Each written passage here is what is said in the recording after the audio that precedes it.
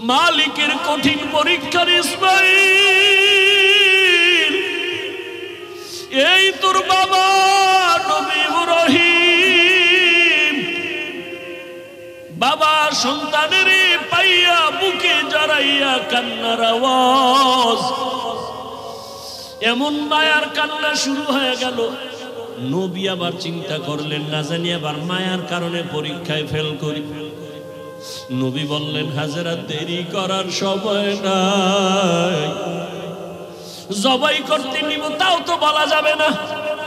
নবী কৌশল করে বললেন, ও হাজেরা, ইসমাইলের সুন্দর করে সাজাইয়া দাও, মালিকের দাওয়াতে যাব।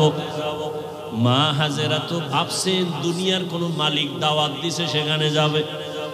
মা হাজেরা বুঝতে পারেন নাই যে আসল মালিক দাওয়াত দিয়েছে। ইব্রাহিম নবী ইসমাইলের নিয়া এবার চিন্তা করলেন, আল্লাহ আমারে কেমন সন্তান দিলেন, একটু পরীক্ষা কইরা দেখি। এবার সন্তানকে বাবা বলতেছেন, ফালাম্মা বালাগা মাআহু সায়া ক্বালা ইয়া বুনাইয়া ইন্নী আরা ফিল মানামি আন্নী আযবাহুকা ফানজুর মাযা তারা। ও বাবা, আমি স্বপ্নে দেখলাম তোমাকে জবাই করতেছি, বলো বাবা তোমার কি মতামত বলো। ইব্রাহিম নবী কথাটা বলা মাত্রই সাথে সাথে সেকেন্ডের মধ্যে সন্তান ইসমাইল জবাব দিয়ে দিলেন, ইয়া আবাতিফ আল মা তুমার সাতাজিদুনি ইনশাআল্লাহু মিনাস সাবিরিন। আব্বা জান, দ্রুত আমাকে আল্লাহর হুকুম মতো জবাই করেন, ইনশাআল্লাহ আমাকে আপনি ধৈর্য ধারণকারীদের মধ্যেই পাবেন। আব্বা জান, আমাকে দ্রুত জবাই করেন, দেরি করলে আবার বুঝি আল্লাহ হুকুমটা ফিরায় নিবে, কপাল পুড়ে যাবে। একটা সন্তান বাবার সামনে কতটা বিনয়ী হইয়া বাবার ইজ্জত রক্ষার জন্য আল্লাহর মুহাব্বতের বন্ধনে নিজেকে পেশ করে দিলেন।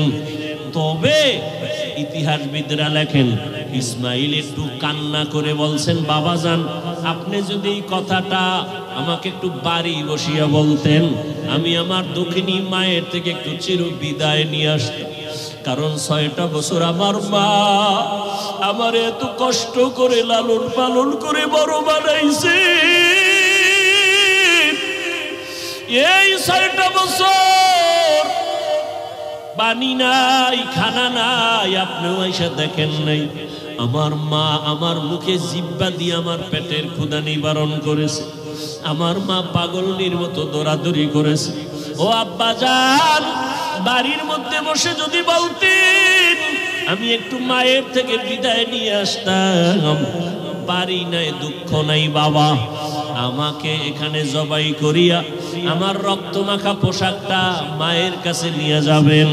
আম্মা জান আমাকে না দেখে যদি বলে আমার ইসমাইল কই, আপনি আব্বা রাগ করে আমার মাকে কিছু বলবেন না। আমার আম্মা জানকে একটু সান্ত্বনা দিয়া বলবেন, ইসমাইল সালাম জানাইছে, আল্লাহ যদি কবুল করে হাসরের ময়দানে মোলাকাত হয়ে যাবে। আব্বা জান, আর আপনার কাছে দাবি, আমাকে জবাই করার আগে আপনি আমার হাত পাও রশি দিয়ে বাঁধেন। কারণ জবাই করতে গিয়া আমার হাতে পায়ে নাড়াচাড়া যদি আপনার শরীরে লাগে, বেয়াদবি হবে, আল্লাহ বেজার হয়ে যাবে। আব্বা জান, আপনি কাপড় দিয়ে আপনার চক্ষু দুইটা বেঁধে নেন। কারণ জবাই করার সময়, ছুরি চালানোর সময় আমার চেহারায় যদি আপনার নজর লাগে, মায়ার কারণে আপনি জবাই করতে পারবেন না, আল্লাহ বেজার হয়ে যাবে। আব্বা জান, আমি শুয়া পড়লাম, তাড়াতাড়ি আমার গলায় ছুরি চালান। ইব্রাহিম নবী ইসমাইলের শোয়াইয়া যখন ছুরিটা চালাইতে চায়, আমার মাওলার কুদরতি অন্তরে এত মায়া, আমার আল্লাহ ডাক দিয়ে কয়, রে ছুরি,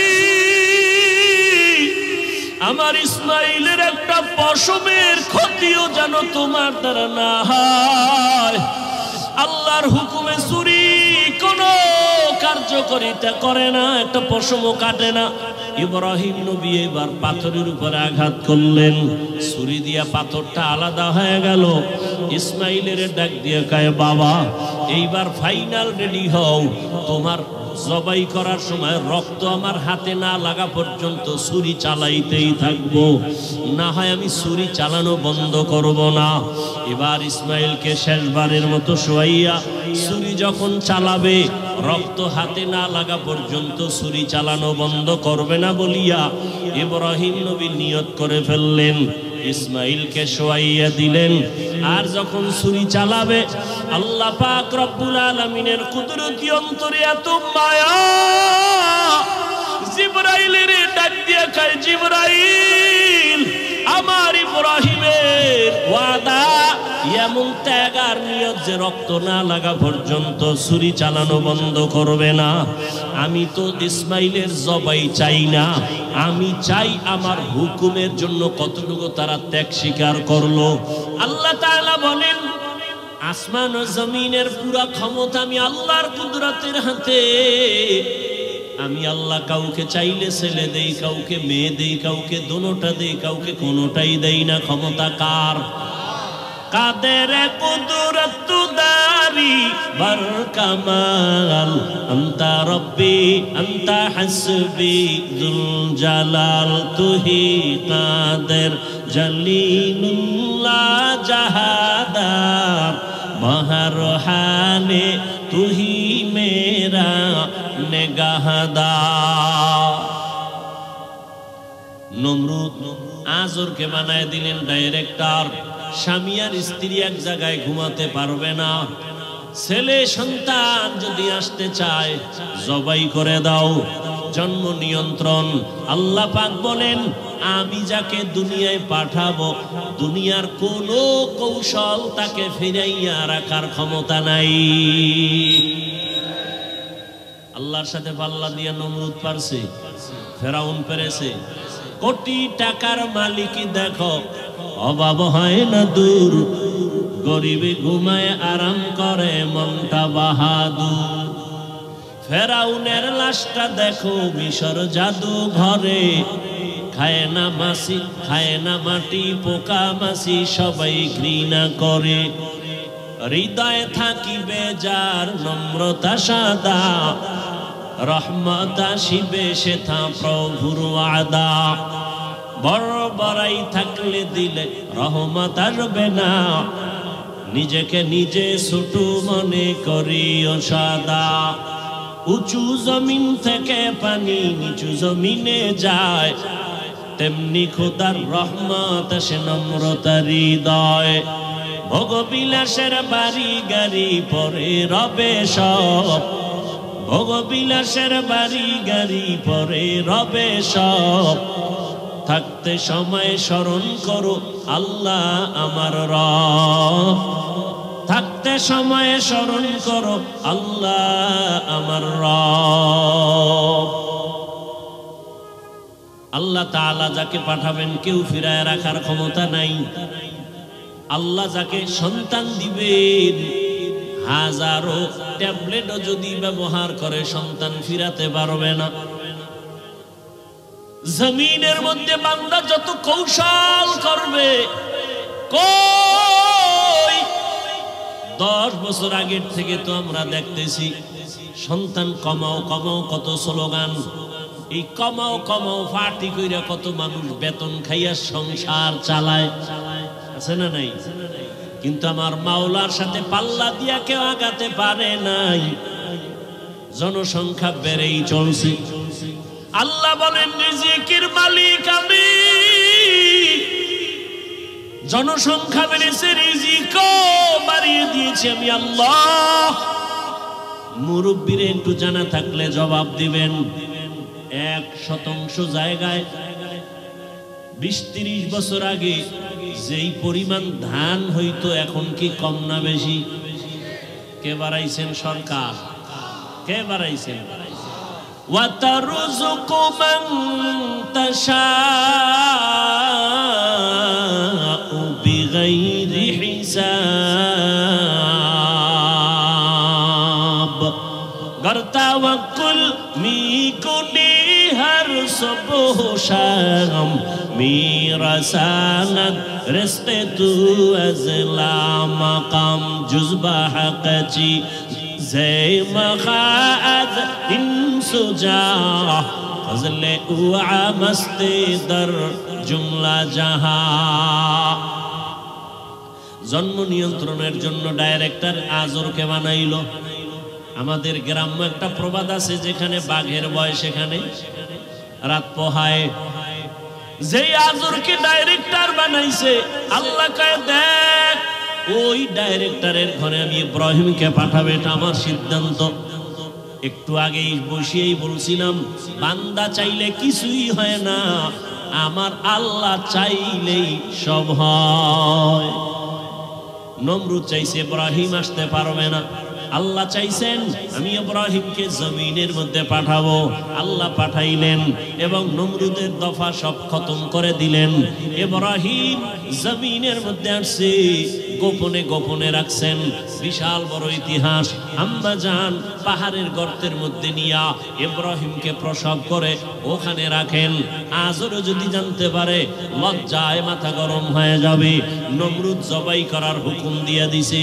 আল্লাহর কুদরতে ইব্রাহিম নবী গর্তের মধ্যে পাহাড়ের গুহায় আম্মা জান ইব্রাহিমের দুই হাতের দুই আঙ্গুল, শাহাদাত আঙ্গুল বাম হাতের আর ডান হাতের মুখের মধ্যে দিয়ে দিলেন।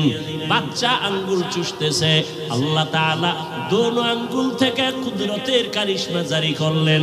এক আঙ্গুল থেকে দুধ বের হয়, আর এক আঙ্গুল থেকে মধু বের করার ব্যবস্থা করে দিলেন। কাদের কুদরত দারি বার কামাল আনতা রব্বি আনতা হাসবি জুল জালাল। দুনিয়ার মানুষ বলে এটা হবে না, আল্লাহ যদি কয় হবে সেটাই। দুনিয়ার মানুষ বলেই মরা গেছে কথা বলতে পারে না, আল্লাহ যদি কুদরতের ক্ষমতা দেন পারবেনি, পারবেনি। রহমতের নবী খেজুর গাছ মরা, শুকনা একটা মরা খেজুর গাছে ট্যাক লাগাইয়া খুতবা পড়ে। কিছুদিন পরে রহমতের নবী এটা বন্ধ করে নতুন আর একটা মিম্বর বানালেন খুতবা পড়ার জন্য। বুখারী শরীফের মধ্যে আছে, রহমতের নবী যখন মরা খেজুর গাছ যেটাই ট্যাক লাগাইয়া খুতবা পড়তে নিষেধ করে দিলেন, আর পড়বেন না। মানুষ কান্না করলে যেমন আওয়াজ হয়, মরা খেজুর গাছ থেকে তেমন আওয়াজ শুরু হয়ে গেল। রহমতের নবী বললেন, এই মরা খেজুর গাছ তুই কি চাও? কেন কাঁদো? আমি কি দোয়া করব তুই তাজা হয়ে যাবি, খেজুর আসবে, মানুষ তোর খেজুর খাবে? কয় না। কি চাও? রহমতের নবী আপনার বিরহের বেদনায় কান্না করি। মরা খেজুর গাছ, আপনার বিরহের বেদনায় কান্না করি। আমি চাই আমাকে মানুষের মতো এখানে দাফন করে দিবেন, আর কিয়ামতের দিন আপনার পাশে জান্নাতে আমাকে রাখবেন। নবীজি দাফন করে দিয়েছেন।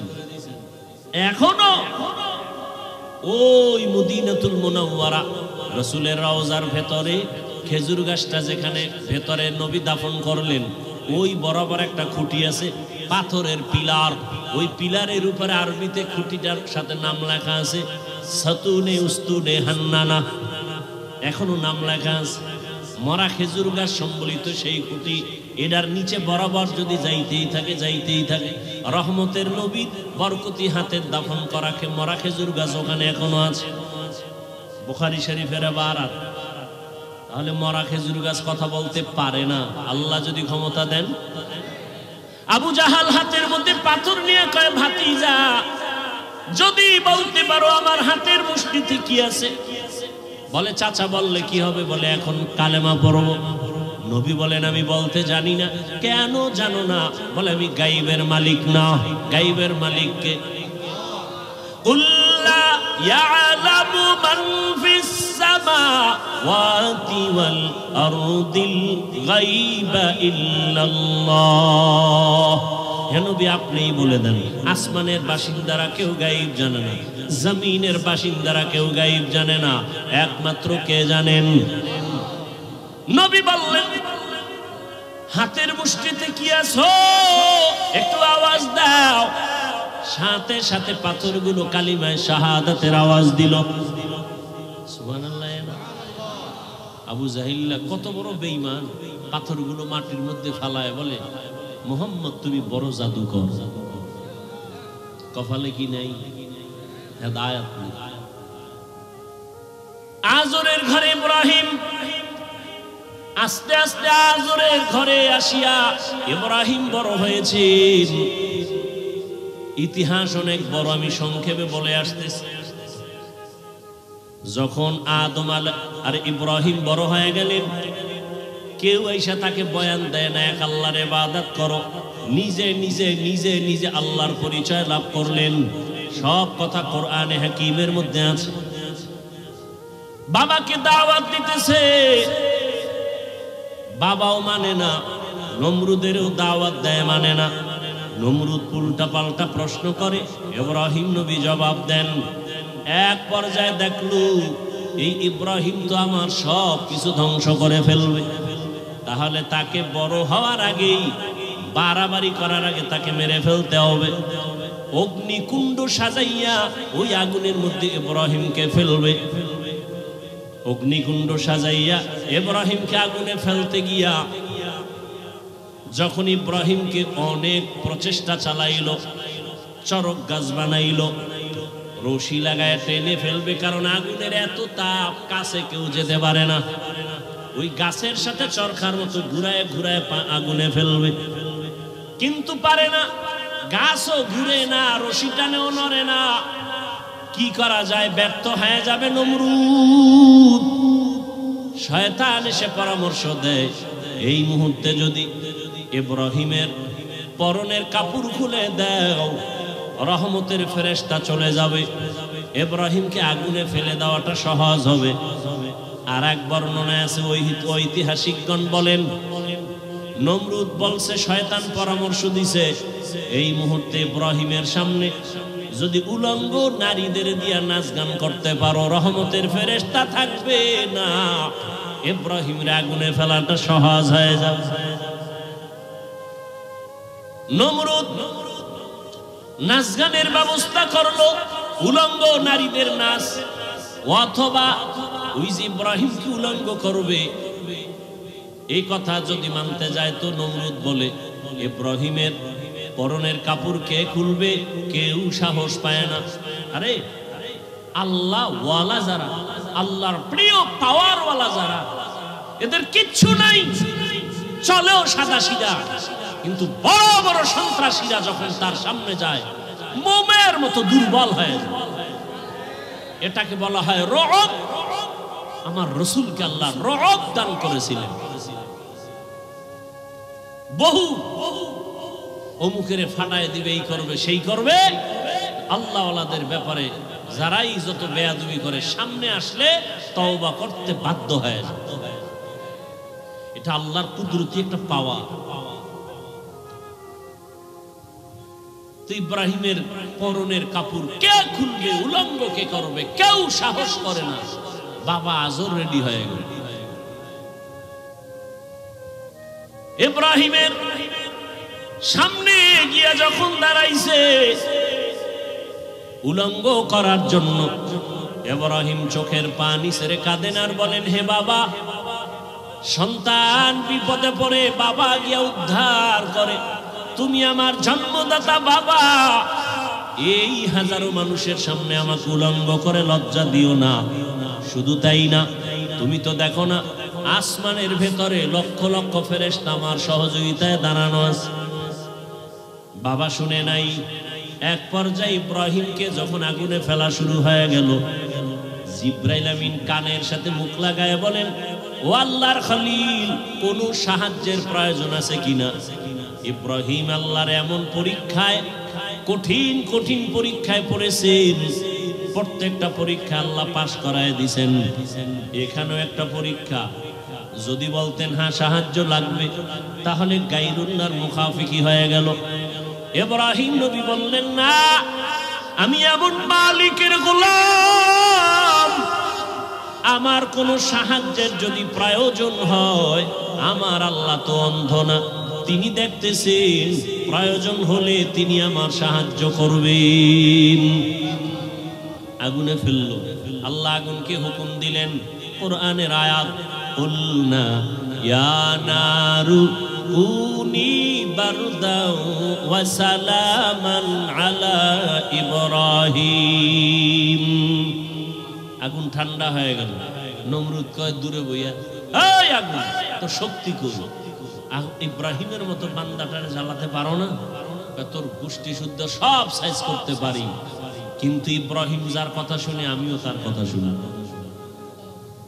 ইব্রাহিম যার গোলাম, আমিও তো সেই রবের কথা শুনি। রব আমাকে হুকুম করেছেন ইব্রাহিমের একটা পশমের যেন ক্ষতি না হয়। আমার শক্তি দুর্বল হয়ে গেছে, আবার আমার রব যদি হুকুম দেয় আমেরিকার সব আমি আগুন দিয়ে জ্বালায় দিতে পারি, সে ক্ষমতা রব আমার দিলে 1 সেকেন্ডের বিষয়। এর নবীরা আশিক, দীর্ঘদিন ইব্রাহিম নবী আগুনের মধ্যে ছিলেন, একটা পশমের ক্ষতি পর্যন্ত হয় নাই। দেখছেননি আল্লাহ পারেনি সব। আপনি তো মনে করেন পানির মধ্যে পড়লে মরে যাব, আর সেই পানির মধ্যে মাছের পেটে ইউনুস নবীর আল্লাহ রাখছেন না, সে আল্লাহ এখন নাই। সেই আল্লাহর উপরে ভরসাটা কই? ইউনুস নবী মাছের পেটে গিয়েও তো আমার মালিকরে ভুলেন নাই। আল্লাহ বলেন যে আমাকে ভুলবে না, আমিও তাকে ভুলি না। মাছের পেটে পানির ভেতরে একেবারে অন্ধকারে আবার সশরীরে ফিরাইয়া দিলেন। আগুনের মধ্যে ইব্রাহিম খুব আনন্দ, পশম জ্বলে না। দেখছেননি এরাও মানুষ, আমরাও। আগুন তাদের ভয় করে, আর আমরা কেমন মানুষ আগুনকে ভয় করি। আমরা পানিরে ভয় করি, পানি তাদের ভয় করে। আমরা বাঘরে ভয় করি, আর কেমন মানুষ বাঘ তাদেরকে ভয় করেন।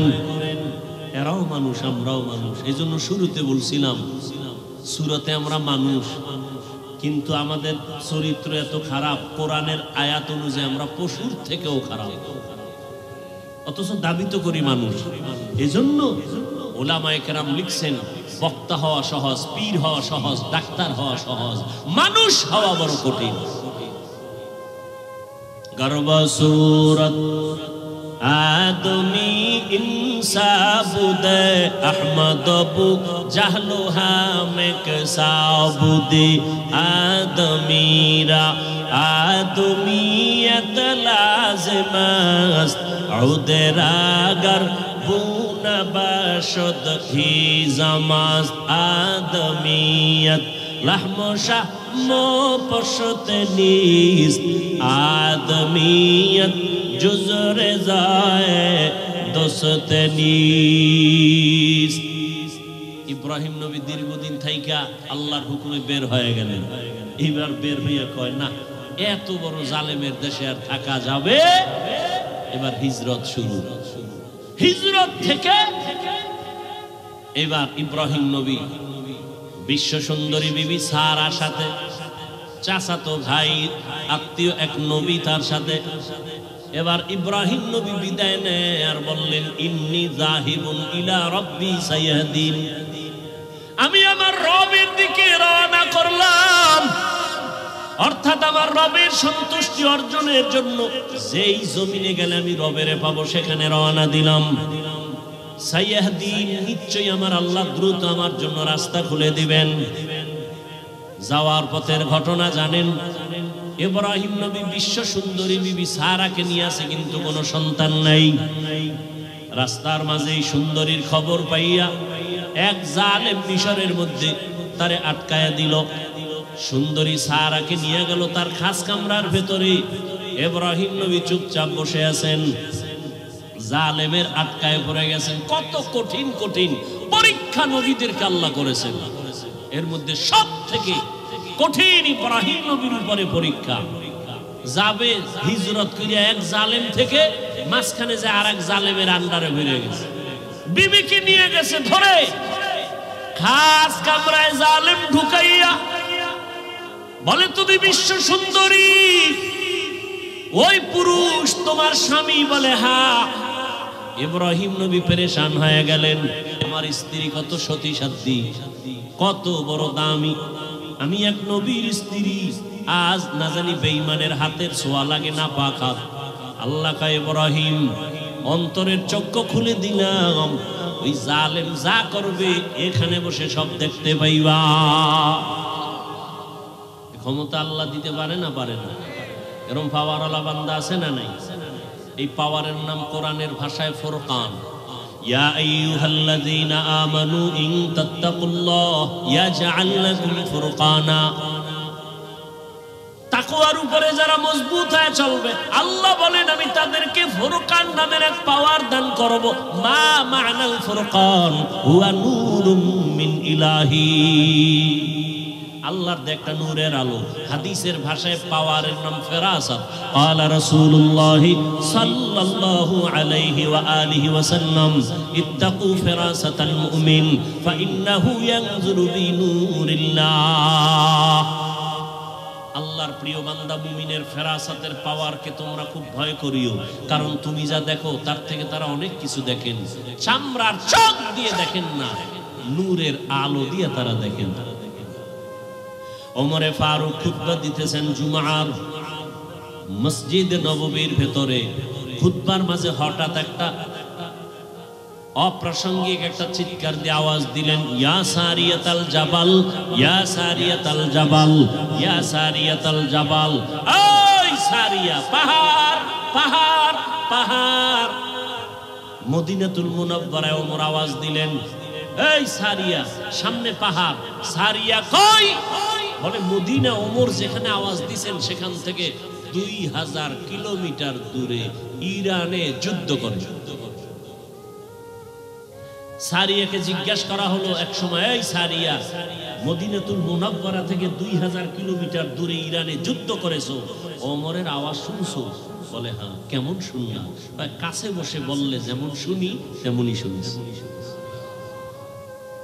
এর নাম ফেরাসাতের পাওয়া।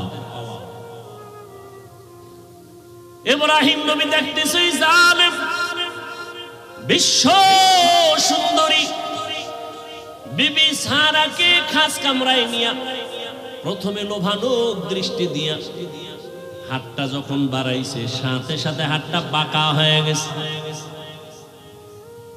রাখে আল্লাহ? আহা, আল্লাহ এখনো পারেন, এখনো পারেন। আপনারা জানেন, এই ফেসবুকের মুরিদেরা, শুনো, মনে নাই তোমার দুনিয়ার আকাম দেখো, ভালো ভালো জিনিস দেখো না। কয়েক বেশি হয় নাই, বছর 2 হয়েছে কিনা সন্দেহ, লন্ডনে একটা সেমিনার হয়েছিল।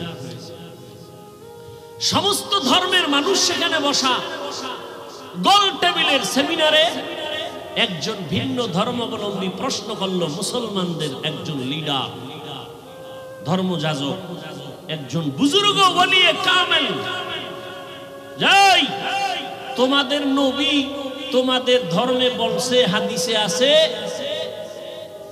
একটা খেজুর আছে, ওই খেজুরটা খাইয়া বিষ পান করলে ক্রিয়া হয় না। মুসলমান বলে হ্যাঁ আছে তো। এটা কি সত্য? বলে হ্যাঁ সত্য। দেখাবা? বলে পারবা? পারবো। দাও। আজোয়া খেজুর সামনে নিয়ে আসাও। আজোয়া খেজুর 2-3-7টা খাইয়া এবার বিষ দিল তার সামনে। হাউজের ভেতরে বিষ পান করলো। বিষ পান করে দিব্যি আরামে বসলেন, মিটিং চালাইলেন। বিন্দু থেকে বিন্দু বিষ তার ভেতরে গিয়া কোনো ক্রিয়া করলো না। কুদরত কার? ভাইরা আমার, আল্লাহ তো এখনো হেফাজতের দরজা খুলেছেন।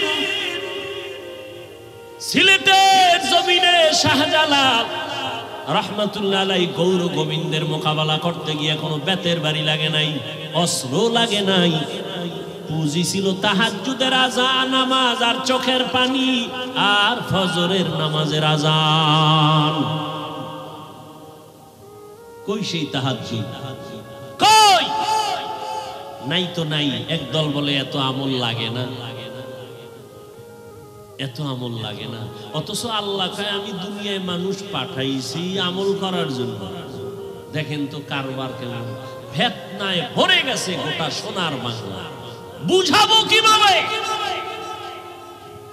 বুঝতেও চায় না। কপাল এত খারাপ হয়েছে, বুঝতেও চায় না। মনের উল্টা হইলেই আর বুঝতে চায় না। নফসের গোলাম হয়ে গেছে।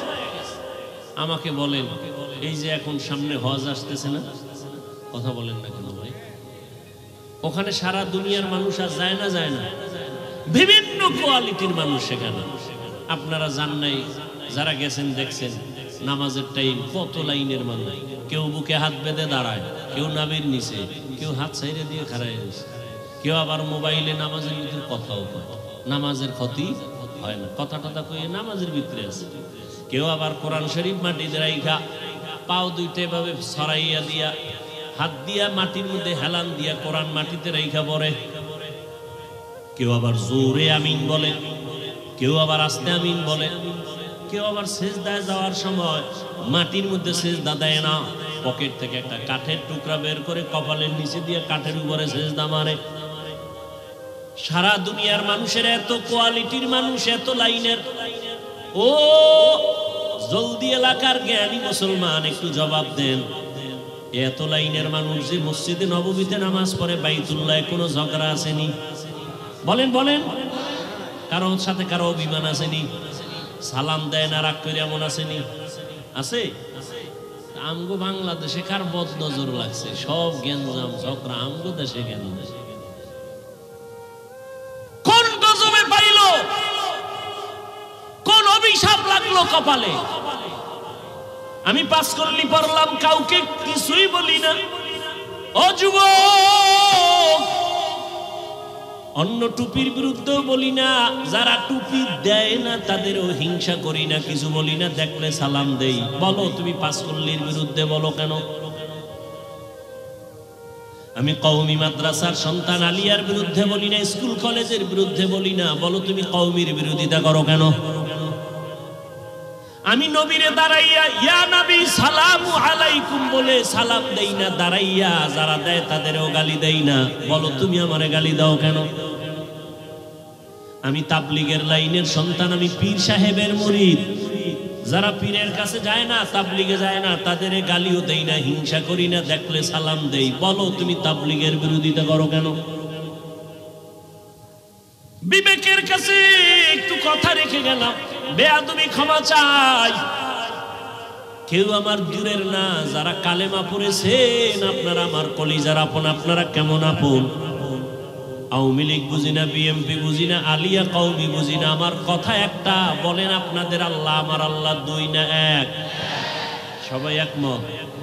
আপনাদের নবী আমার নবী, সত্য কথাটা স্বীকার করেন। আপনাদের কোরআন আমার কোরআন, আপনাদের কাবা আমার কাবা, আপনাদের কালেমা আমার কালেমা, আপনাদের ধর্ম আমার ধর্ম। দুনিয়াতে জন্ম নিছি সিস্টেম আপনাদের আমার, নাকি জলদি এলাকার মানুষ জন্ম সময় লঙ্গি ভরে আসছে? সবার কোয়ালিটি এক। বিদায় বেলা কাফনের সংখ্যা হবে আলাদা। কে ধনী, কে গরিব, কে আলেম, কে মূর্খ, সবার বেলায় কাফন হবে তিনটা। আরে এক টাকাওয়ালার সম্মানে একটা কাফন কেউ বাড়াইয়াও দিবে না। এক রিক্সাওয়ালা মরে গেলে গরিব হওয়ার কারণে একটা কাফন কেউ কমাইয়াও, কালার হবে আলাদা। হুজুরদের কাফনের কালার একরকম, আপনাদেরটা আর এক রকম। কালারও কি কালার? এই বুঝা কও, সাদা। তাহলে কালার নিয়ে ঝগড়া কেন? কালার লইয়াও ঝগড়া কেমন গজবে ধরছে? কালার লইয়াও ঝগড়া আছে না নাই? ইন্তেকালের সময় সবার কাফনের কালার হবে এক। কি কালার? লেখা থাকবে উপরে বড় হুজুরের লাশ, এমপি সাহেবের লাশ, কে ধনী কে গরিব, কে হুজুর না, কে ইমাম কে মুক্তাদি, কে ডাক্তার কে রোগী। যতই আজকে বক্তা বক্তা ভাব দেখাই না কেন, টাকার আর ক্ষমতার গরম দেখাও না কেন, সাদা কাফনে ঢুকলেই সব বাহাদুরি বন্ধ হয়ে যাবে। কবরে যাওয়ার আগেই বাহাদুরি শেষ। কবরের সাইজ কি না আপনাদের এলাকায় একটু বড়? হ্যাঁ, কবরের সাইজও সবার এক। কবরে রেখে বিদায়ের পরে প্রশ্ন হবে সবার বেলায়। কয়টা? তোমারও যেই প্রশ্ন, আমাকেও সেই প্রশ্ন, শিক্ষকের যেই প্রশ্ন, ছাত্রকেও সে একই প্রশ্ন, নারীকে যেই প্রশ্ন, পুরুষেরও সেই প্রশ্ন। তিনটা, রবের পরিচয় দাও, ধর্মের পরিচয় দাও, রাহমাতুল লিল আলামিনের পরিচয় দাও। তাহলে আপনার আমার আল্লাহ এক, নবী এক, কোরআন এক, কাবা এক, ধর্ম এক, কালেমা এক, কাফন এক, কালার এক, কবর এক, প্রশ্ন এক, লেবাস পোশাক কেন আলাদা? আপনাদের বয়ান তো করার কোনো দরকারই পড়ে না, কারণ আপনি আল্লাহ মানেন, নবী মানেন, কোরআন মানেন, হাদিস মানেন। বয়ান তো করবো আজকে উত্তরবঙ্গে পঞ্চগড়ে, সেখানে টাকা দিয়া মুসলমানের কাদিয়ানি বানানো হচ্ছে। আজকে তো বয়ান করার বেশি দরকার চট্টগ্রামের পাহাড়ের ভেতরে গিয়া খ্রিস্টান মিশনারিরা মুসলমানের টাকার লোভ দেখায় বিধর্মী বানায়। কিন্তু ওখানে যাওয়ার সময় কই? মুসলমানের পেছনে ঘুরতে ঘুরতে ঘুরতে ঘুরতে পাগল হয়ে গেলাম। ফজরের পরেও বয়ান, জোহরের পরে বয়ান, আসরের পরে মাগরিবের পরে বয়ান। এত পাও ধরে ধরে ধরে ধরে বয়ান করি, আর পরও কেন নামাজ পড়েন না? আহ, কেমন মুসলমান! আপনার আমার আল্লাহ এক, নবী এক, সব এক, অথচ আমি টুপি খুলতে চাই না। আপনারা কেমন ভিআইপি মুসলমান যে টুপি দিতেই চান না, লজ্জা লাগে। আমি টুপি খুলতে লজ্জা পাই, আর আপনি টুপি দিতে লজ্জা পান। আমি নামাজ না পড়লে লজ্জা পাই, আপনি নামাজ পড়তে গেলে লজ্জা পান। আমি মসজিদে না ঢুকলে লজ্জা লাগে, আপনার মসজিদে ঢুকতে গেলে লজ্জা লাগে। আপনি কেমন মুসলমান হইলেন? একটু চিন্তা করেন। ও আমার কলিজার যুবক বাবারা, বেয়াদবি মাপ চাই, একটু আমাকে জবাব দাও। রহমতের নবীর আদর্শ থেকে আরো সুন্দর আদর্শ কারো কাছে আসেনি? তাল মিলেও না, সত্য বলো, বুঝা বলো। নবীজির থেকে দামি আদর্শ নাই? একজনের দাঁড়ায় যদি বলতেই পারো যে হাফিজ ভাই, রহমতের নবীর আদর্শ থেকে আর একটু ভালো আদর্শ আছে শেখ মুজিবুর রহমানের ভেতরে, তাহলে আমি আল্লাহর কসম নবীরটা বাদ দিয়া তারটা নিব। এই ভালো করে বুঝো। কেউ যদি দাঁড়াইয়া বলতে পারো হাফিজ ভাই, নবীজির আদর্শ থেকে আর একটু ভালো আদর্শ আছে জিয়াউর রহমান সাহেবের ভেতরে, আমি নবীরটা বাদ দিয়া জিয়াউর রহমান সাহেবেরটা নিব, বলার মতো পাওয়ার ক্ষমতা কারো আসেনি? নাই তো নাই। আমার থেকে শুনো, দুনিয়াতে যত আদর্শ দেখো, আব্রাহাম লিঙ্কনের আদর্শ গণতন্ত্র, মাও সেতুনের আদর্শ, লেনিনের আদর্শ, কার্ল মার্ক্সের আদর্শ, এক কথায় জবাব, দুনিয়ার সব আদর্শ হলো নাপাক, একমাত্র মদিনাওয়ালা নবীর আদর্শই হলো পাক। একমত? সবাই একমত? এবার বলো, রসুলের আদর্শ যে রেখে গেলেন, এটি মানবে হিন্দুরা, খ্রিস্টানেরা, ইহুদিরা? আপনারাই বলেন কারা মানবে? কোন দেশের মুসলমান? লন্ডন, লেবানন, কোন দেশের বলে? শুধু এই বাঁশখালী ছাড়া বলেন। তা আপনাদের নামাজ নেই কেন, টুপি নেই কেন, দাড়ি নেই কেন, পর্দা নেই কেন, সুদ খান কেন, সুদের টাকায় ব্যবসা কেন, লোন উঠাইয়া বাড়ি গাড়ি কেন? জমিনে আল্লাহর যত বড় বড় দুশ্মন আছে, এই বড় দুই দল দুশ্মন আছে, এদের থেকে বড় দুশ্মন জমিনে আল্লাহর কাছে আর কেউ নাই। সব থেকে বড় দুশ্মন আল্লাহ। এক দুশ্মন হলো কোরআনে বর্ণিত, এক দল হলো যারা সুদের সাথে জড়িত, আর এক দল দুশ্মন হলো বুখারী শরীফে আছে, যারা ওলিয়া উলিয়ার দুশ্মনী করে। কেমন বড় দুশ্মন? আল্লাহ কয়, তোদের সাথে আমি আল্লাহ নিজে যুদ্ধ করব। এবার বুঝেন যে আল্লাহর কত বড় দুশ্মন তারা, যারা সুদের সাথে জড়িত আর যারা ওলিয়া উলিয়া দেখতে পারে না। বিরোধিতা করে। আল্লাহ হেদায়েত দান করেন। ওই জালেম নবী ইব্রাহিমের স্ত্রী প্রথম বিবি সারার উপরে হাত বাড়ায় গেল, বাঁকা হয়ে গেল, সাথে সাথে তওবা করছে আর করুম না। কুকুরের লেজ তো বাঁকাই থাকে, আবার ভালো হয়ে গেছে, আবার হাত বাড়াইছে ভাবে কয়েকবার করিয়া তওবা খাঁটি ভাবে না। এই তোমার কাছে হাত বাড়াইতে পারি না, তোমার ভিতরে কি পাওয়ার আছে বলো তো? বিবি সারা ডাক দিয়া কয়, রে জালেম, আমার মধ্যে কোনো পাওয়ার নাই, তবে একটা শক্তি আমার আছে, আমি একজন আল্লাহর প্রিয় বান্দা নবীর স্ত্রী। তাই নাকি? বলে হ্যাঁ। কে সে নবী? বলে ইব্রাহিম। কই সে? বলে ওই যে গাছতলায় বসা। ডাকো। ডাকাইয়া বেয়াদবি কইরা তো আর আগাইতে পারে নাই, এবার তওবা কইরা নবীর কাছে মাপ চাইয়া মেহমানদারি করাইয়া, সন্তান কয়জন আছে? কয় নাই। কয় তাহলে আমার এক বান্দি আপনার বিবির খেদমতে দিয়া দিলাম, হাজেরা নামে। নবী ইব্রাহিম হাজেরাকে নিয়ে আবার সফর শুরু। ইতিহাস বড় আল্লাহর কাছে। তখন নবীর বয়স ৮০ পার হয়ে যাচ্ছে, তখন দোয়া করছেন একটা নেককার সন্তানের জন্য। রব্বি হাবলি মিনাস সালিহিন। ও দয়ার মালিক, তুমি আমাকে একটা নেককার সন্তান দান করো। প্রত্যেকটা মা বাবার সন্তানের উপরে দায়িত্ব, সন্তান আল্লাহর কাছে চাইতে হবে, এটা বাবার দায়িত্ব। আল্লাহ নেককার সন্তান দাও। মাকেও দায়িত্ব, আল্লাহর কাছে দোয়া করতে হবে, আল্লাহ নেককার সন্তান দান করো। এজন্য নামাজের পরে পরে বারবার এই দোয়াটা পড়বেন, রব্বি হাবলি মিন লাদুনকা যুররিয়াতান তাইয়্যিবাতান ইন্নাকা সামিউদ দুআ। আল্লাহ দোয়া কবুল কইরা সুসংবাদ দিয়ে দিলেন, ফাবাশশারনাহু বিগুলামিন হালিম। সুন্দর এক আদর্শওয়ালা সন্তান আমি তোমাকে দিচ্ছি। হাজারার গর্ভে সন্তান চলে আসছে, প্রথম সন্তান। আল্লাহর পক্ষ থেকে নাম রাখলেন ইসমাইল। ৮০ বছরের পরে যেই সন্তান বাবায় পাইছেন, ওই সন্তানের উপরে কত মায়া, কত মহব্বত। কিন্তু আমার মাওলার পরীক্ষা আরো কঠিন।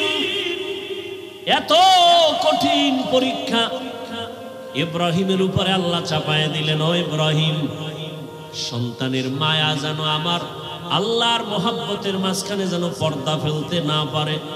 কিন্তু পর্দা ফেলতেছে। আল্লাহ তো গাইবের মালিক, সব জানলেন। জানিয়েই আল্লাহ আবার পরীক্ষা দিলেন, ইব্রাহিম, তোমার এই কলিজার সন্তান সহ, মা সহ জঙ্গলে নির্বাসনে দাও। আল্লাহর হুকুম চলে আসলো। এবার বিবি সারাকে রাখিয়া ইসমাইলকে নিয়া, শিশু ইসমাইল মা হাজেরা নিয়ে চললেন মক্কার জমিনে। ইন্না আউওয়ালা বাইতিন উযিআ লিন-নাসি লাল্লাযী বিবাক্কাতা মুবারাকান ওয়া হুদা, মুবারাকান ওয়া হুদান লিল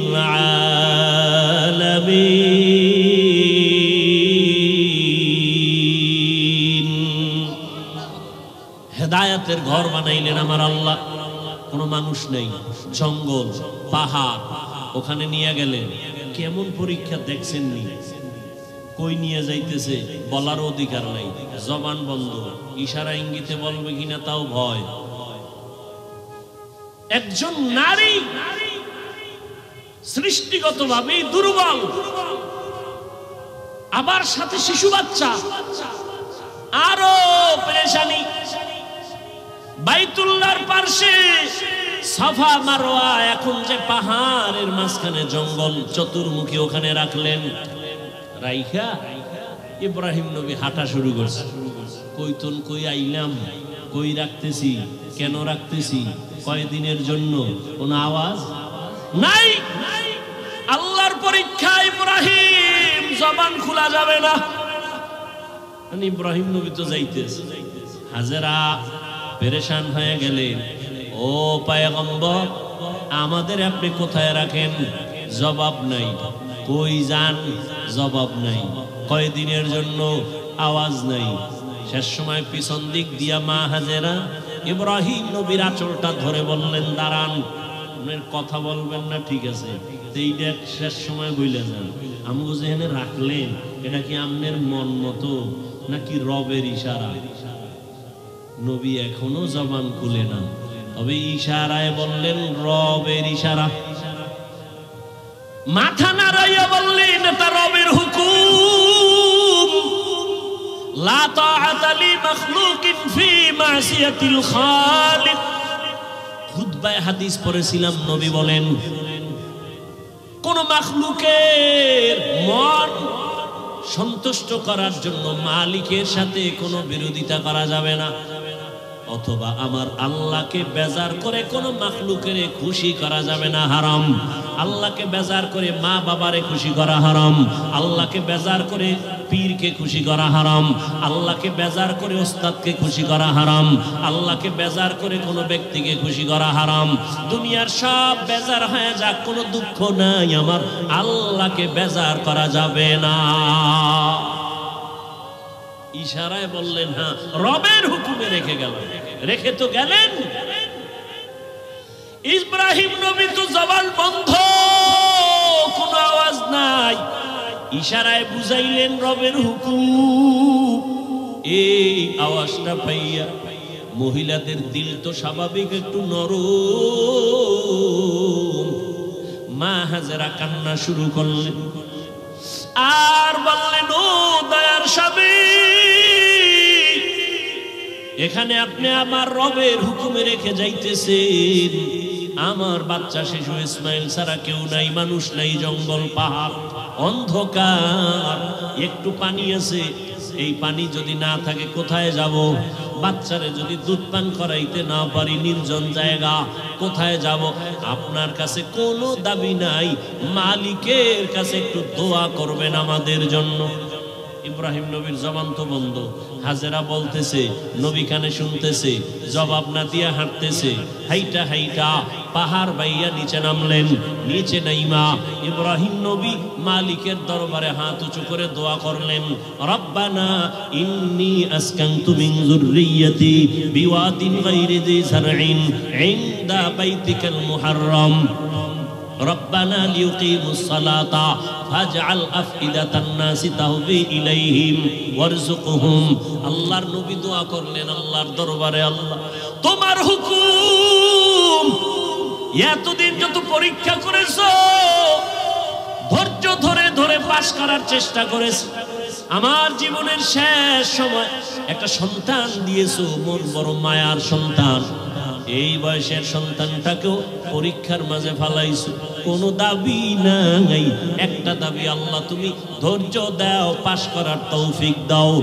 আর আমার শিশু সন্তান, কত কলিজার মায়ার আমার সন্তান রেখে আসছি, তোমার কাছে আমার দোয়া করলাম, কয়েকটা দোয়া। এক নাম্বার, ও আল্লাহ মেহেরবানি করে এখানে তুমি অন্য মানুষের বাসস্থানের ব্যবস্থা করে দাও, যেই জঙ্গলটাকে তুমি সাফ করে দাও, খানার আয়োজন করে দাও, ওরা নামাজ পড়বে এবং শুকর আদায় করবে, তোমার রিজিকের ব্যবস্থা করে দাও, মানুষের ব্যবস্থা করে দাও, পানির ব্যবস্থা করে দাও। আল্লাহর নবীর দোয়া আসমানে কবুল হয়ে গেল। নবী ইব্রাহিম চলে গেলেন। মা হাজেরা, ইসমাইল, শিশু বাচ্চা, আর কেউ নাই। এক সময় পানি যা ছিল সব শেষ, এখন পানিও নাই। আম্মা জান বাচ্চা ইসমাইলকে দুগ্ধ পান করাচ্ছেন। এক পর্যায়ে দুধও শেষ হয়ে গেল।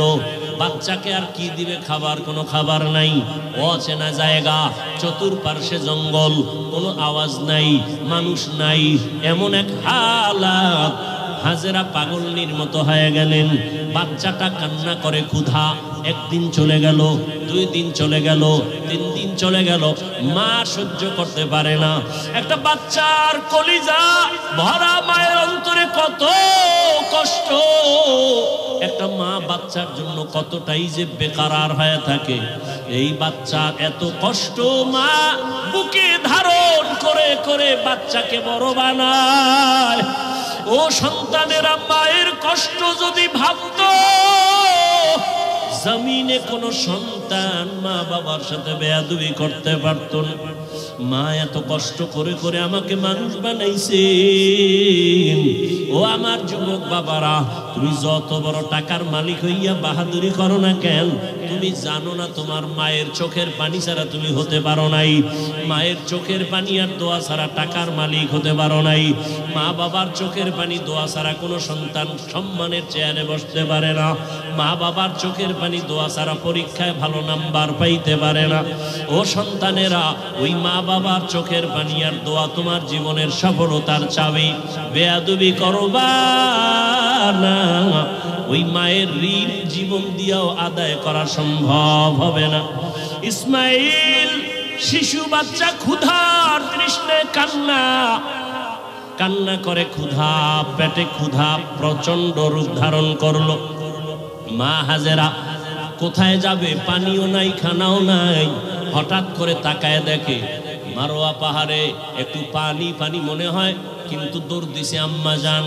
হালকাভাবে দৌড়াইয়া গিয়ে দেখে পানি না, সূর্যের আলো বালুর মধ্যে লাগছে, তো পানির মতো একটা ঝলমল করতেছে, কিন্তু পানি নাই। ওখানে যাইয়া আবার মারোয়া পাহাড়ে তাকায়, সফায় তাকায়, দেখে ওখানে আর একটু পানি পানি মনে হয়। আবার দৌড় দিছে, দিলের মধ্যে তামান্না, আমি না খাইয়া মরে যাই, আমার বাচ্চা যেন কষ্ট না পায়।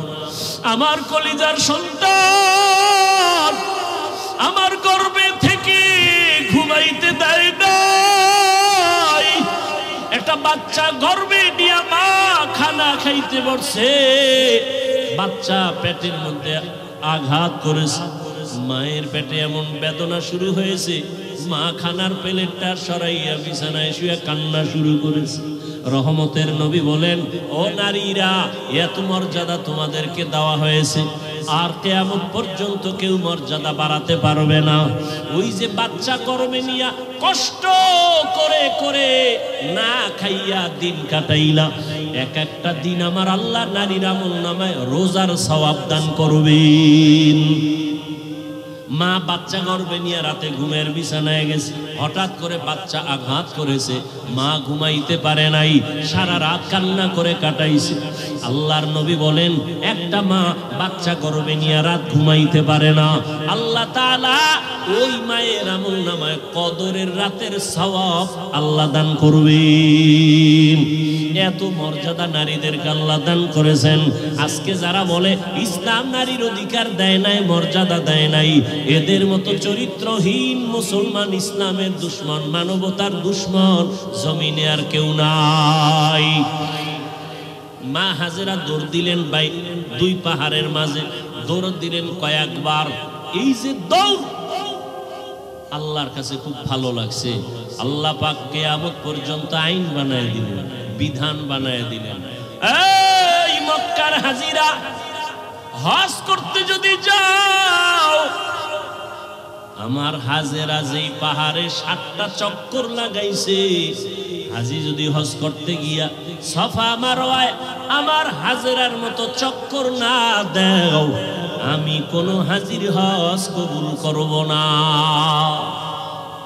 নবীজি বাইতুল্লাহ তাওয়াফ কইরা যখন চক্কর দিতে গেছে সফা মারওয়ায়, নবী শেষ বয়সে হজের সময় খুব কষ্ট লাগছে, আল্লাহর কাছে কয় মনে মনে, ও আল্লাহ, তুমি আমারে, হাজেরা দৌড় দিছে, যদি মায়ে দৌড়টা না দিত আমাকে কষ্ট লাগতো নি। আল্লাহ পাক জানায় দিলেন, নবী, আমার কাছে ভালো লাগছে হাজেরার দৌড়, শুধু আপনি না, কিয়ামত পর্যন্ত যত মানুষ আসবে বাইতুল্লাহ হজে আসবে, এই সফা মারওয়ায় যদি দৌড় না দেয়, একজন আর হজ কবুল করা হবে না। পাগলের মতো দৌড়াও, মাওলার দরবারে গিয়া মাওলার আশিক হইয়া যা। চুলগুলো এলোমেলো, সাবান লাগানো যাবে না, হাজি নখ বড় হয়ে গেছে, নখ কাটা যাবে না, ময়লা পরিষ্কার করা যাবে না, আতর লাগানো যাবে না, পাগল হয়ে যাবে।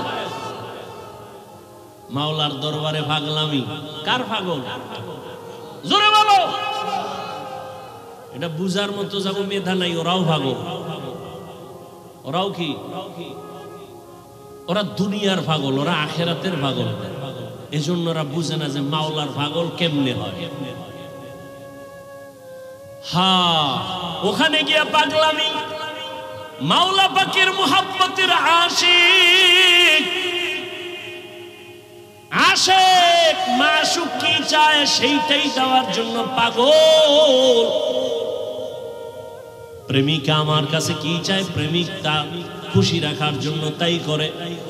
বন্ধু কোন রঙের জামা পরে, আমার ওই জামা লাগবে, তো বন্ধুর মোহাব্বত আরো বাড়বে। টুপি মাথায় দেওয়া যাবে না, গেঞ্জি গায়ে রাখা যাবে না, সাদা কাপড় মরার আগে মরণের কাপড় পেঁচাও। এইবার সবার এক আওয়াজ, কে ফকির, কে ধনী, কে শিক্ষিত, কে অশিক্ষিত, সবার এক পোশাক, এক আওয়াজ, সব এক দরবারের ভিক্ষুক, সবার আওয়াজ এক, লাব্বাইক আল্লাহুম্মা লাব্বাইক, লাব্বাইক লা শারীকা লাকা লাব্বাইক, ইন্নাল হামদা ওয়ান নি'মাতা লাকা ওয়াল মুলক লা শারীকা লাক। আপনাদের কষ্ট হয় মনে হয়, আর একটু সামনে যাব, শেষ করে দিই কথাগুলি। ভাইয়েরা আমার, উঠা বসা করলেন মোনাজাত দিয়ে, আমি এটা পারবো না, কারণ কষ্ট। আপনি যদি আমাকে মূল্যায়ন না করেন, আমার দরকার কি বয়ান করা? ভাইয়েরা আমার, মা হাজেরা দৌড়াচ্ছেন আর চোখের পানিগুলো পড়তেছে, ওদিকে ইসমাইল বাচ্চাও কান্না করে। বাচ্চা কান্না করলে দেখবেন ওদের পা গুলো লাফায়নি, দেখছেন আপ ডাউন করে, তো বাচ্চার পা লাফাচ্ছে। হঠাৎ করে পানির ফোয়ারা শুরু হয়ে গেছে। মা হাজেরা পানি দেখে একটা দৌড়াইয়া গিয়া পানিটারে আটকানোর জন্য, পারে না মহিলা মানুষ, খুব খুশি, তার ইব্রানি ভাষায় একটা আওয়াজ দিলেন। দেখছেন নি মাওলার কুদরত, কি দিলেন? পানিকে বললেন জাম জাম, থাম থাম। আল্লাহর কাছে এই শব্দটাও কবুল হয়ে গেছে। কিয়ামত পর্যন্ত এই পানিকে কি পানি বলে? শব্দটা কার? এইমাত্র বলছি, শেষ। মা হাজেরার জবানের আওয়াজ, জাম জাম, থাম থাম। পৃথিবীর বিশুদ্ধ পানি। সাহাবাদের মধ্য থেকে কেউ নবীকে জিজ্ঞাসা করলেন, ইয়া রাসূলুল্লাহ, এই ঝমঝম কূপের পানির তলা কই? Crore crore crore, million trillion trillion পানি হাজী সাহেবরা নিয়ে যায়, কমে না বাড়ে না, সমান। নবী কয়, এই জমজম পানির কূপের তলা হলো হাউজে কাউসারের সাথে। আর জোরে বলো, কোথার সাথে? মুফাসসিরিনে কেরাম লিখেছেন, কাউসারের পানির থেকেও জমজমের মূল্য বেশি। রাসূলকে যখন মেরাজে নেওয়া হয়, নবীজি বলেন, জিবরাইল আমিন আমাকে ধইরা জমজম কূপের পানি দিয়ে ওযু বানাইলেন। ওযু বললাম, এর আগে আমাকে শোয়াইয়া, চিৎভাবে শোয়াইয়া আমার বুকটাকে চিরলেন, ভেতর থেকে কলব বের করলেন, স্বর্ণের পেয়ালায় রাখলেন, ঝমঝম দিয়ে ধুইলেন, আবার ভেতরে রাখলেন, এরপরে আবার আটকায় দিলেন। রক্ত গেল না, সেলাই লাগলো না, ব্যথা অনুভব করলাম না। এইভাবে আল্লাহ আমাকে কুদরতের অপারেশন করছেন আমার জীবনে 4 বার। কয়বার? 4 বার। রসুলের এই যে কলব বের করে ধুইলেন, কি পানি দিয়া? জমজম পানি, বরকতের পানি। আম্মাজান হাজেরা পানি আটকায় দিলেন, পানি থেমে গেল, নিজে পান করলেন। আজকে কিতাব দেখছি, আজকে নবীজি বলতেছেন, মা যদি ঝম ঝম থাম থাম না বলতেন, তাহলে পানি পুরা পৃথিবীটা সয়লাভ হয়ে যায়। ইমামে আজম আবু হানিফা বলেন, আম্মাজান আমাদের জন্য রহমত। তিনি বলার কারণে আজকে অনেক পবিত্র অবস্থায় পানি আছে। না হয় জেনাকারেরা এই পানি দিয়ে গোসল করে পানি নাপাক করে ফেলত, মদখোরেরা মদ পান করে মাতাল হয়ে পানির মধ্যে ডুব দিত, পানির সম্মান কমে যেত। ঝমঝম এমন একটা পানি, এর 25টা উপকার আছে। ঝমঝম পানির কয়টা? এর মধ্যে একটা হলো সাধারণ পানি পান করলে পিপাসা নিবারণ হয়, পেটের ক্ষুধা নিবারণ হয় না। জমজম পানি এমন এক দামি আল্লাহর কুদরতের পানি, এই পানি যদি কেউ পান করে ওই পানির দ্বারা পিপাসাও মিটে যায়, পেটের ক্ষুধাও মিটে যায়। দাঁড়াইয়া কোনো জিনিস খাওয়া পান করা নবীর আদর্শের বাইরে। তবে জমজমের পানি তুমি দাঁড়ায় পান করো, এটা তোমার কোনো সুন্নত আদায় হবে। দ্বিতীয় তৃতীয় হলো জমজমের পানি, এটা তোমার রোগের ঔষধ। কত পার্সেন্ট শেফা করবে, তোমার ঔষধের ক্রিয়া করবে কয় তোমার আকীদা বিশ্বাসের মজবুতি যত পার্সেন্ট তত পার্সেন্ট। কেউ যদি মনে করে আমি ঔষধ খাবো না, জমজম আমার ঔষধ, যতটুকু বিশ্বাস করবে ততটুকু ফলাফল। পানি পান করলেন, ইসমাইল সুস্থ হওয়া শুরু হয়ে গেল, একটা দোয়া কবুল হয়ে গেছে। কার দোয়া? ইব্রাহিম নবীর দোয়া। লোকজন লাইনে দিয়েও এক দোয়া করছে। ব্যবসায়ীরা যাচ্ছে এলাকা দিয়ে, পানির প্রয়োজন, খুঁজতে খুঁজতে আইয়ে জমজমের কাছে হাজির। মালিককে? মহিলা, বাচ্চাওয়ালা। আমি একটু পানি দিবেন নি? মা হাজেরা বলে দিব, বেশি দিব, যত লাগে তত নেন, শর্ত এখানে বাড়িঘর করেন, চাষাবাদ করেন, থাকেন। আবাদ শুরু হয়ে গেল। এবার আর এক দোয়া চাইছে ইব্রাহিম নবী, ওয়ারযুকহুম, রিজিকের ব্যবস্থা করেন। আল্লাহ পাক রব্বুল আলামিন জিবরাইলের মাধ্যমে তায়েফের জমিনে কুদরতে আল্লাহ এক ফলের বাগান এনে দিলেন, যেই বাগানে 12 মাস ফল হবে, ফল হবে 12 মাস। আল্লাহ রিজিকের ব্যবস্থা করে দিলেন, মানুষজন বসবাস শুরু হয়ে গেল। এখন আর ওয়ানাবাদী এলাকা আবাদী হয়ে গেল, মানুষজনের অভাব নাই। কত আনন্দে জীবন যাপন করে ইসমাইল। বড় হতে হতে হতে হতে 6 বছর প্লাস হচ্ছে। ইব্রাহিম নবী এর মধ্যে একদিনও আর আসেন নাই। আল্লাহর পরীক্ষা দ্বিতীয়টা এবার আবার শুরু, কোরবানির। ওদিকে ঢুকবো। ইব্রাহিম নবী 6 বছরে আর আসেন নাই। ছেলে কেমন, কি মায়া, আল্লাহর পরীক্ষা কত কঠিন। ইব্রাহিম নবী এই জিলহজ মাস 8 তারিখ, 9 তারিখ, 10 তারিখ স্বপ্ন দেখা শুরু করলেন, তোমার কলিজার আপন জবাই করো আমার পথে, আমার নামে। ভাবলেন, নাম তো কয় নাই কারে, 100 উট জবাই করলেন।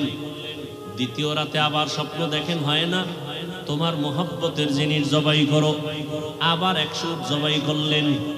ফাইনালে নবী তো বুঝতে পেরেছেন আমার জীবনের কলিজার আপন আমার ইসমাইল ছাড়া আর কেউ না। আল্লাহর হুকুম হয়ে গেছে, ইসমাইলকে জবাই করার জন্য বাবা এবার রেডি হয়ে গেলেন।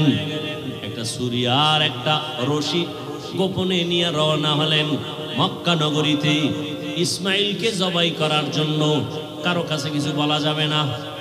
এলাকায় গিয়া দেখে সেই এলাকা তো এখন আবাদি, সুন্দর বাড়িঘর, মানুষজন, মাঠে বাচ্চারা খেলতেছে। একটারে ডাকে দিয়ে কয়, এই ইসমাইল আছেন? ইসমাইল?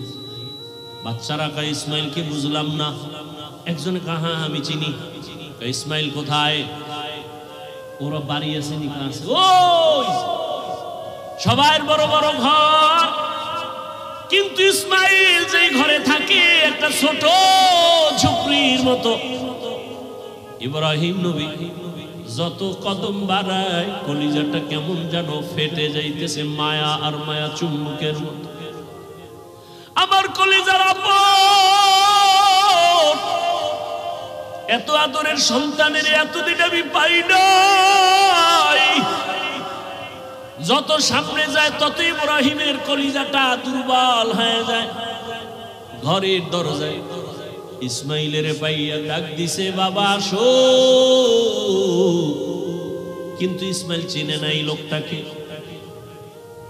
ঘরের মধ্যে দৌড় দিছে।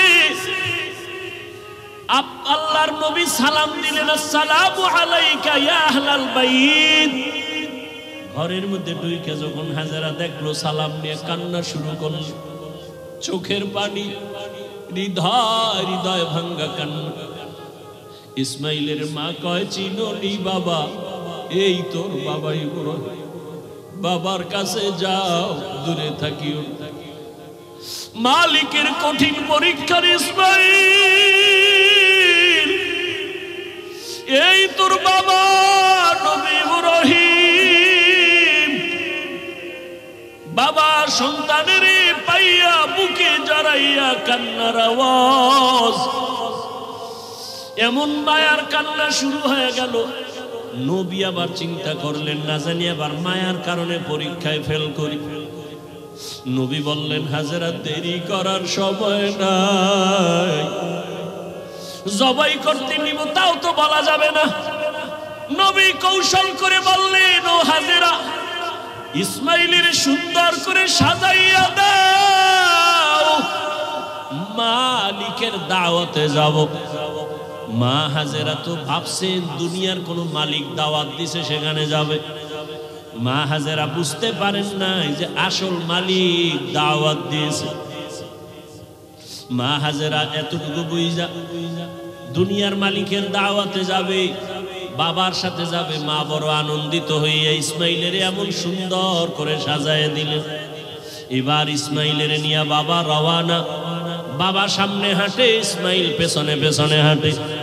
মা দুঃখিনী দরজার কিনারায় দাঁড়ায় দাঁড়ায় সন্তানের দিকে তাকায় থাকে। একটা সন্তান যখন আপনাদের এলাকার মানুষ বাঁশখালী থেকে চট্টগ্রাম যায় বা বিদেশ যায়, মা ঘর থেকে যখন সন্তানের বের করে দেয়, মা চোখের পানিগুলো আঁচল দিয়ে মুছে সন্তানের পেছনে পেছনে মাও কিছু দূর আগায়। মা সহ্য করতে পারে না, সন্তান আবার কই, ওরেও আমার কাছে থাইকা যখন মা বলিয়া ডাক দেয়, কলিজাটা ঠান্ডা হয়ে যায়। একটা সন্তানের মা ডাকে এত মজা, দুনিয়ার বাদশাও যদি বানায় দেয় এত মজা পাওয়া যায় না। সন্তান যখন আম্মু বলে ডাক দেয়, মায়ের কলিজাটা ঠান্ডা হয়ে যায়। মা হাজেরা ইসমাইলের বিদায় দিয়া তাকায় তাকায় কান্না করে। ইব্রাহিম নবী পিছনে তাকায় না, তাকাইলে মায়ার কারণে পরীক্ষায় পাশ করা যাবে না। ইসমাইলও আনন্দে আনন্দে যখন বের হয়ে যাচ্ছে, শয়তানের মাথা গরম হয়ে গেল। এই পরীক্ষায় যদি ইব্রাহিম পাশ করে, দুনিয়াওয়ালারা বহু বিধর্মী মুসলমান হবে। কেমনে পরীক্ষায় ফেল করানো যায়? হাজেরাকে একটু ধোকা দেই।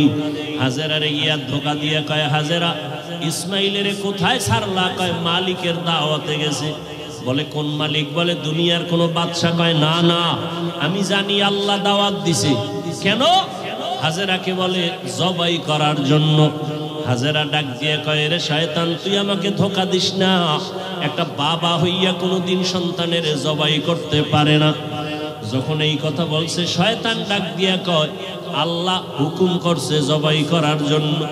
হাজেরা চোখের পানি ছাড়িয়া কয়, রে শয়তান, যদি আমার মাওলা হুকুম করে একজন ইসমাইল না, আল্লাহ যদি আমারে আরো ইসমাইল দেয়, আমি সব আল্লাহর রাস্তায় ছেড়ে দিতে রাজি।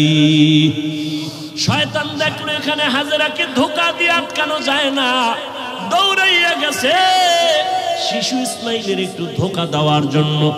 ইসমাইলের গিয়া যখন ধোকা দিতে গিয়া কয়, ইসমাইল কই যাও? বাবার কাছে ছুরি আছে, তোমারে জবাই করবে। ইসমাইল তো বুঝ কম, ডাক দিয়া কয়, আব্বা জান, আপনি কি আমাকে জবাই করতে নিয়ে যাইতেছেন? এবার ইব্রাহিম কয়, শয়তান পাথর মারো। এই তিন জায়গায় ধোকা দিছে। ইব্রাহিম আর ইসমাইল মিলিয়া তিন জায়গায় পাথর মারলেন। আল্লাহ তাআলা আইন করে দিলেন, আমার ইসমাইলের কথা কাজটা আমার কাছে ভালো লাগছে।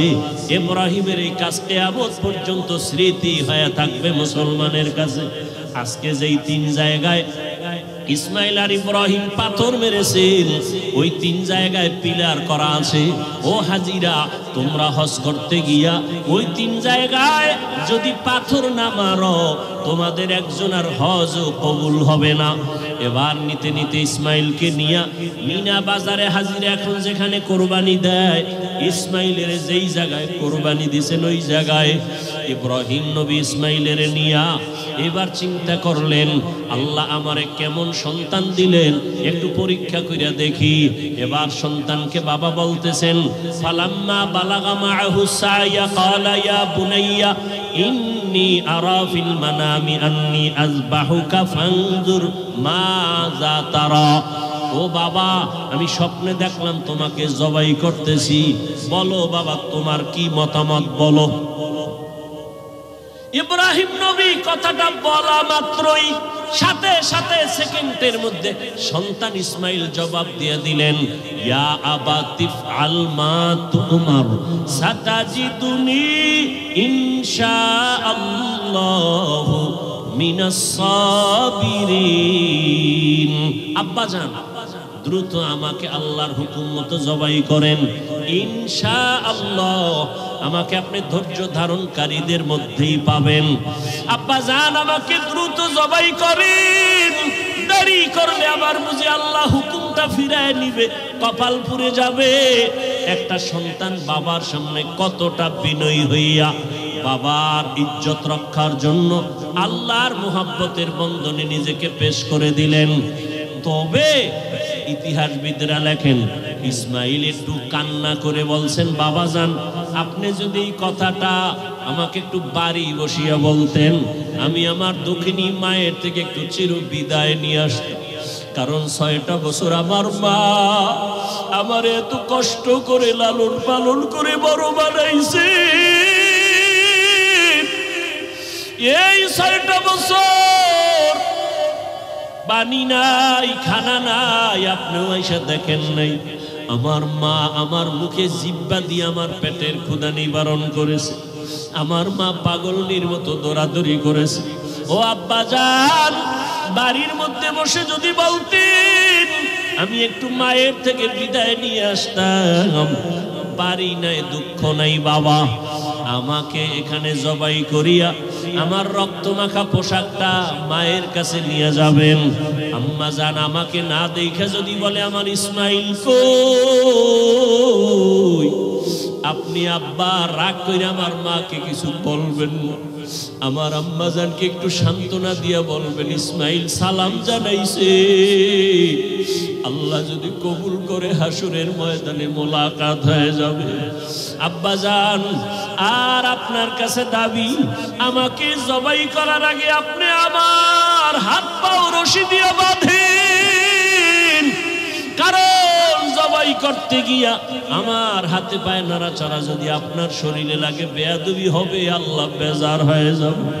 আব্বা জান আপনি কাপড় দিয়ে আপনার চক্ষু দুইটা বেঁধে নেন, কারণ জবাই করার সময়, ছুরি চালানোর সময় আমার চেহারায় যদি আপনার নজর লাগে, মায়ার কারণে আপনি জবাই করতে পারবেন না, আল্লাহ বেজার হয়ে যাবে।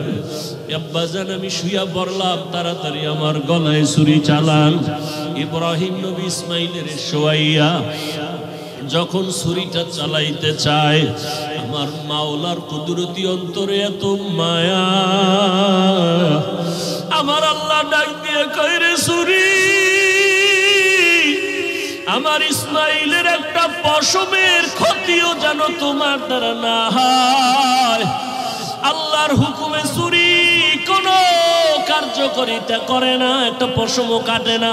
ইব্রাহিম নবী এবার পাথরের উপরে আঘাত করলেন, ছুরি দিয়া পাথরটা আলাদা হয়ে গেল। ইসমাইলের ডাক দিয়ে কয় বাবা এইবার ফাইনাল রেডি হও, তোমার জবাই করার সময় রক্ত আমার হাতে না লাগা পর্যন্ত ছুরি চালাইতেই থাকবো, না হয় আমি ছুরি চালানো বন্ধ করব না। এবার ইসমাইলকে শেষবারের মতো শোয়াইয়া ছুরি যখন চালাবে, রক্ত হাতে না লাগা পর্যন্ত ছুরি চালানো বন্ধ করবে না বলিয়া ইব্রাহিম নবী নিয়ত করে ফেললেন, ইসমাইলকে শোয়াইয়া দিলেন। আর যখন ছুরি চালাবে, আল্লাহ পাক রব্বুল আলামিনের কুদরতি অন্তরে এত মায়া, জিবরাইলের ডাক দিয়ে কয়, জিবরাইল, আমার ইব্রাহিমের ওয়াদা, এমন ত্যাগ আর নিয়ত যে রক্ত না লাগা পর্যন্ত ছুরি চালানো বন্ধ করবে না। আমি তো ইসমাইলের জবাই চাই না, আমি চাই আমার হুকুমের জন্য কতটুকু তারা ত্যাগ স্বীকার করলো। আমার মোহাব্বতের পরীক্ষা চাইছি, আমি ইসমাইলের জবাই চাই নাই। আমার হুকুম মতো প্রশ্ন ছাড়া যখন তারা দুজনে রেডি হয়ে গেল, আমার পরীক্ষা হয়ে গেছে, আর লাগবে না। ইসমাইলের জবাই করার আগে, ছুরির নিচে দেওয়ার আগে, জান্নাতি একটা দুম্বা নিয়ে যাও, ইসমাইলের সরাইয়া জান্নাতি দুম্বাটা যখন ছুরির নিচে দিয়া দাও। ইব্রাহিম নবী ছুরি চালায়, জিব্রাইল আমিন দুম্বা নিয়ে রওয়ানা। দেখতেছে আমি যাইতে না যাইতেই মনে হয় ছুরির নিচে ইসমাইল জবাই হয়ে যাবে। জিব্রাইল আমিন আসমান থেকে একটা আওয়াজ দিছে, আল্লাহু আকবার, আল্লাহু আকবার। ইব্রাহিম নবী তাকাইছেন, তিনিও ডাক দিয়েছেন, আল্লাহু আকবার, আল্লাহু আকবার। এবার ইসমাইল আওয়াজ দিলেন, লা ইলাহা ইল্লাল্লাহ। এইভাবে আওয়াজ দিয়া ইব্রাহিম নবী যখন চক্ষু খুইলা দেখেন রক্ত হাতে লাগছে, ছুরিটাও ছাড়লেন। যখন তাকায়া দেখে, খুশি মনে ইসমাইল বুঝি কুরবানি হয়ে গেল, কিন্তু না, দেখে একটা অপরিচিত জন্তু জবাই হয়ে গেল। ইসমাইল পাশে সুন্দরভাবে দাঁড়ানো। বাবা আবার বুঝি ভয় পেয়ে গেলেন, ও ইসমাইল, আল্লাহ বুঝি আমার কোরবানি কবুল করবেন না, আর একবার চেষ্টা করি। সাথে সাথে ওহী নাজিল হয়ে গেল। আল্লাহ কয়, ওয়ানাদাইনাহু আইয়া ইব্রাহিম কদ সাদ্দাকতার রুইয়া ইন্না কাযালিকা নাজজিল মুহসিনিন। ইব্রাহিম, তুমি আমার পরীক্ষায় পাশ করছো। হাজেরা কাঁদতেছে ইসমাইলের জন্য, জলদি করে যাও। বলে আসো মালিকের দাওয়াতে যাই, মালিকের থেকে কি হাদিয়া নিবা? আমার পক্ষ থেকে দুম্বার গোশত হাদিয়া দিয়া দিলাম। ওয়াফাদাইনাহু বিযিবহিন আযীম, আমার পক্ষ থেকে হাদিয়া দিলাম এই জবাই করা দুম্বার গোশত। ইসমাইলের নিয়ে যাও, ইসমাইলের হাজেরার কোলে ফিরায়া দাও, আর মালিকের পক্ষ থেকে দুম্বা হাদিয়া পৌঁছাইয়া দাও। আল্লাহ তাআলা বলেন, ও দুনিয়ার মানুষ, ইব্রাহিমের কোরবানির ত্যাগ তোমার থেকেও চাই। ও মুমিন, এই ত্যাগ স্বীকার করতে গিয়া তোমার থেকে রক্ত চাই না, গোশত চাই না, আমি চাই তোমার অন্তরের ত্যাগ আর মুহাব্বত আর তাকওয়া। লাইয়ানালাল্লাহু লুহুমুহা ওয়ালা দিমাউহা ওয়ালাকিন ইয়ানালুহুত তাকওয়া মিনকুম। ও আমার যুবক বাবারা, ও পর্দার আড়ালের মা বোনেরা, ও বৃদ্ধ বাবাজি, আমার আল্লাহর পরীক্ষায় পাশ করিয়া জান্নাত পাওয়ার জন্য একজনের চেষ্টায় হবে না। হাজেরার যেমন চেষ্টা, ইসমাইলের তেমন চেষ্টা, নবী ইব্রাহিমের তেমন চেষ্টা।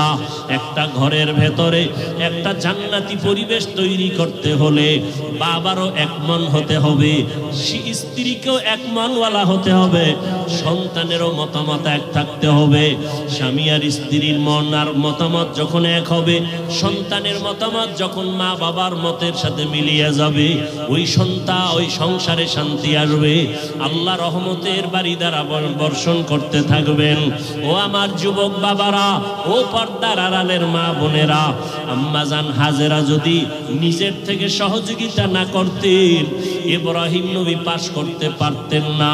ইসমাইলও যদি বাবার কথায় একমত না হইতেন, পরীক্ষায় পাশ করা যাইত না। অতএব যারা মা আছেন, আপনার সন্তানটাকে আপনি ডাক্তার বানাবেন, ইঞ্জিনিয়ার বানাবেন, তবে আদর্শবান বানায় যান, বেয়াদব যেন না হয়। সন্তান কখনো যেন আচরণ দিয়া আপনাদের কষ্ট না দেয়, সন্তানের আচরণে যেন শিক্ষক কষ্ট না পায়, সন্তানের আচরণে আলেম ওলামা মুরব্বীরা যেন কষ্ট না পায়। আদর্শবান ডাক্তার হলে সন্তানটার সম্মান আল্লাহ বাড়ায় দিবেন। মা বাবার একমত থাকতে হবে, নিজেদের আদর্শ সুন্দর করতে হবে। ও আমার যুবক বাবারা, আমি এতক্ষণ বয়ান যা করলাম, একবারও কিন্তু বলি না স্কুল কলেজ বাদ দিয়া মাদ্রাসায় যাও, আমার মতো টুপিওয়ালা হও। বরং আমি শেষ বেলায় বলে গেলাম, তুমি ডাক্তার হও, ইঞ্জিনিয়ার হও, প্রফেসর হও, স্কুল কলেজে পড়ো, কোনো বাধা নাই, তবে বেয়াদবি করবা না। মা বাবার দোয়া নিও, শিক্ষকের দোয়া নিও, উলামায়ে কেরামের দোয়া নিয়ে আদর্শ ডাক্তার হইও। মা বাবার সাথে যদি বেয়াদবি করে বরদোয়া নাও, মরার আগে পঙ্গু হয়ে যাবা, কপাল পুড়ে যাবে। শিক্ষকের সাথে যদি বেয়াদবি করে বরদোয়া নাও, লেখাপড়ার জীবন থেকে ধ্বংস হয়ে যাবা। আলেম ওলামার বরদোয়া নিয়ে যদি চলো, বেয়াদবি করো, তোমার চরিত্র নষ্ট হয়ে যাবে। এই তিন জায়গার দোয়া নিয়ে চলিয়া ডাক্তার হও, জীবন সফলতার দরজা খুলে দিবে। তুমি ইঞ্জিনিয়ার হলো, তুমি সফল ইঞ্জিনিয়ার হবা, দুনিয়ার সবাই তোমাকে মোহাব্বত করবে, সম্মান করবে।